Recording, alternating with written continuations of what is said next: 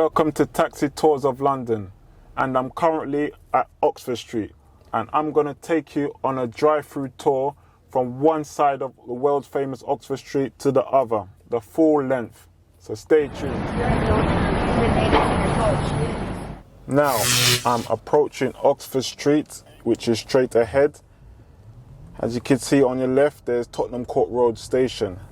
So Oxford Street has 4 underground stations, or tube stations, or if you're American, subway stations. It is 1.2 miles long. And I've just entered the eastern section of Oxford Street.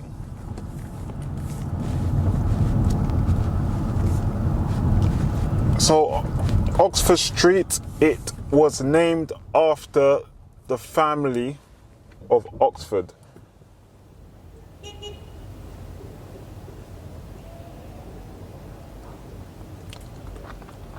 Oxford Street was named after the Earls of Oxford. They were a family that bought just north of Oxford Street, a few yards north. They bought a land, and the Earl of Oxford, this was named after him, Oxford Street. It used to be called Oxford Road, but then it got changed to Oxford Street. So this is the hub for shopping in London and for fashion as well.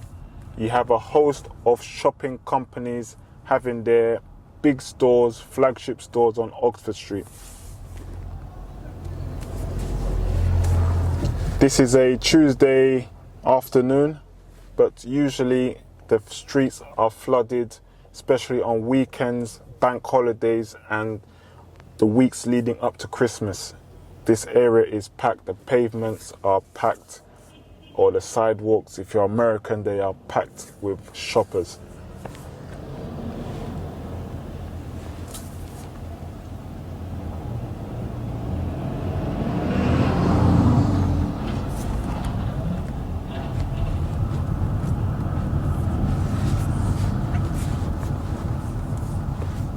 So on the south section of Oxford Street, it is the district or area called Soho.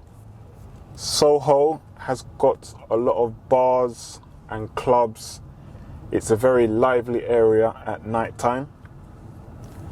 And to the north of Oxford Street, of this east section, you've got the area called Fitzrovia. And that area is more residential houses. It's got some restaurants and it's got some bars too as well.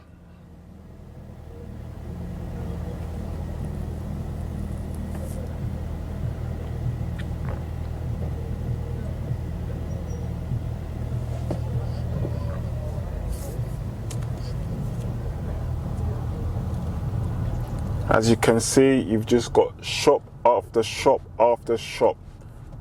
This is like retail paradise for shoppers.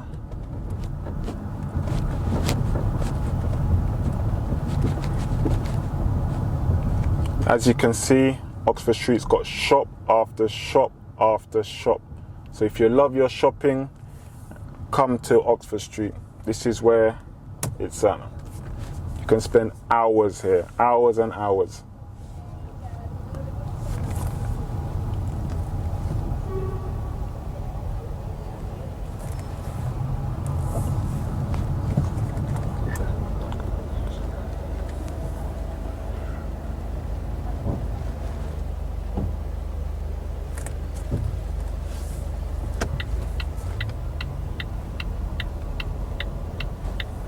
As you can see, we've got a lot of taxis and buses along Oxford Street.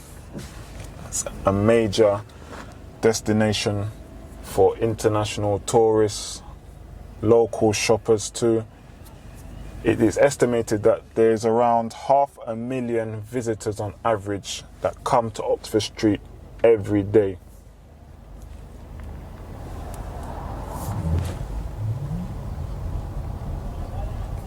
Also, under this road, you've actually got the tube system, the underground network. So you've got underground tubes that are running underneath this street as well.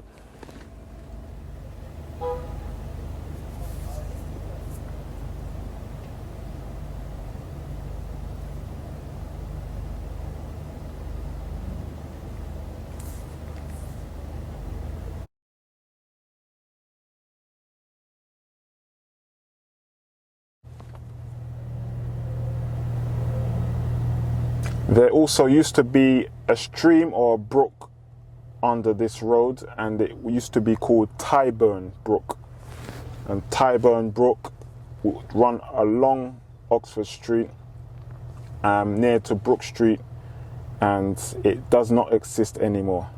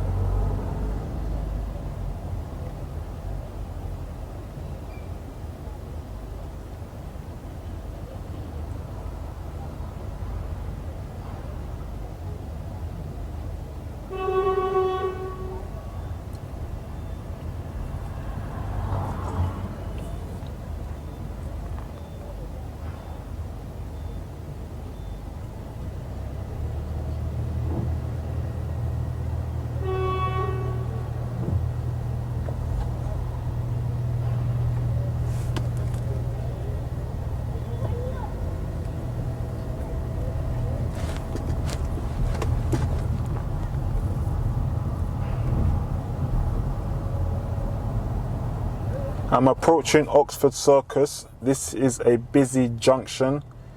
It crosses with Regent Street, which is another shopping high street full of shops. This section here, Oxford Circus, it is very busy. It's got the underground tube station, Oxford Circus. It's got 4 exits or 4 entrances. Also, it attracts people. There's entertainers here, there's street preachers here, people that want to get their message across. They station themselves here due to the volume of people that pass through this busy intersection. You have 4 flagship stores here at Oxford Circus. H&M have their flagship store here. You've also got Nike Town. That is Nike's biggest European store here, based in Oxford Circus.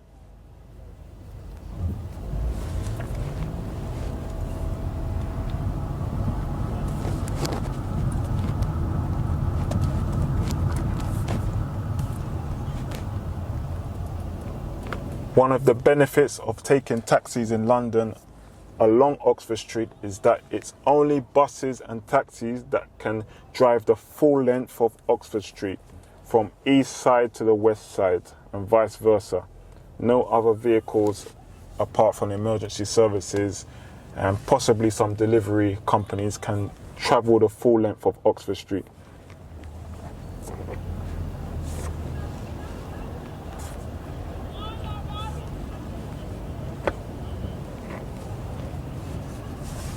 During Christmas times, you will see a lot of Christmas lights hanged up along the lampposts, and you have a lot of people taking pictures, and all the lights illuminate at night time, and it's quite a great sight to see. I've got actually a short video of the festive lights on my YouTube channel if you want to check that out and see how it looks at night time.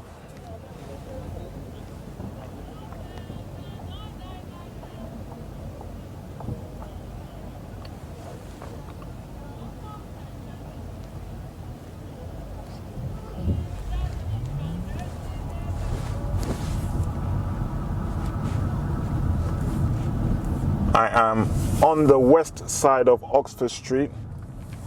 The western side of Oxford Street is probably more famous than the eastern side due to the department stores it has.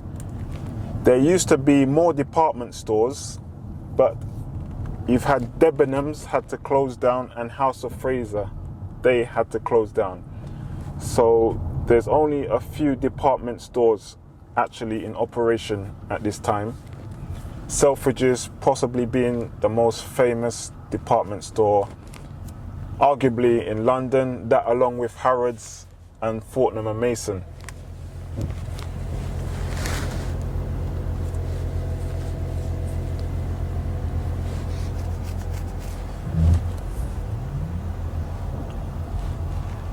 So on this section of Oxford Street, to the south, you've got the area called Mayfair, which is very famous as it has several five-star hotels located there. It's one of the wealthiest areas in London, in the UK. The property prices there are off the scale. You've also got several gentlemen clubs. You've got casinos, you've got a lot of fancy restaurants too, so that is the area of Mayfair. To the north section of Oxford Street, you've got Marylebone, so that's more residential houses and independent shops.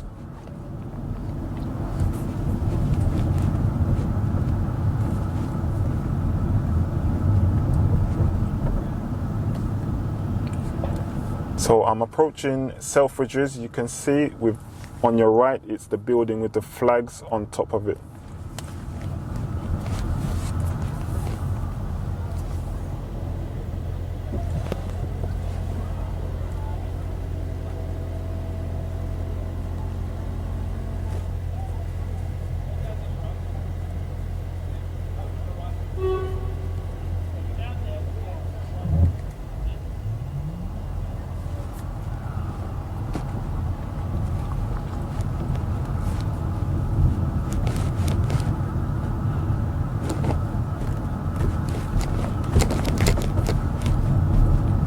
You can see the sea of taxis. Oxford Street is never short of taxis.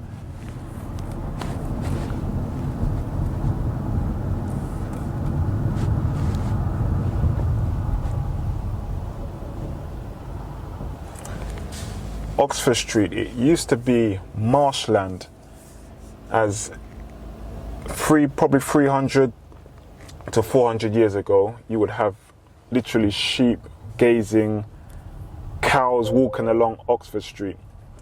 But you can see the transformation that it's had. I don't think no other area in London has had such a transformation. It originally was outside of London, Oxford Street, as the City of London was actually London. So this would have been part of the countryside.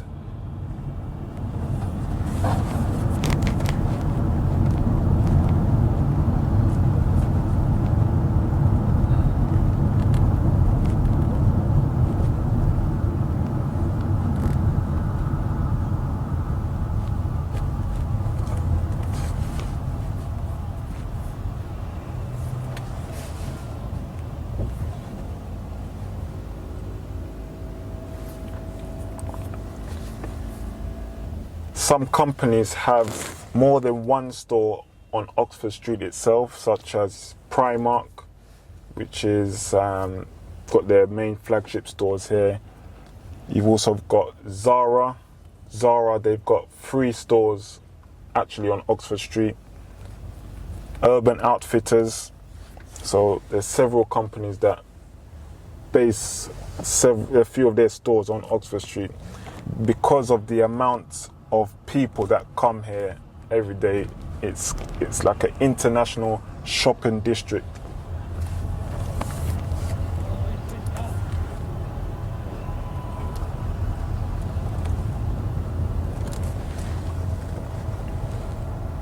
So I'm approaching the end of the western section of Oxford Street, and I'm approaching Marble Arch Station, which is on your right, and the actual Marble Arch, which you can see in front of you, that used to be the entrance to Buckingham Palace, but they moved it over here, so this area is called Marble Arch.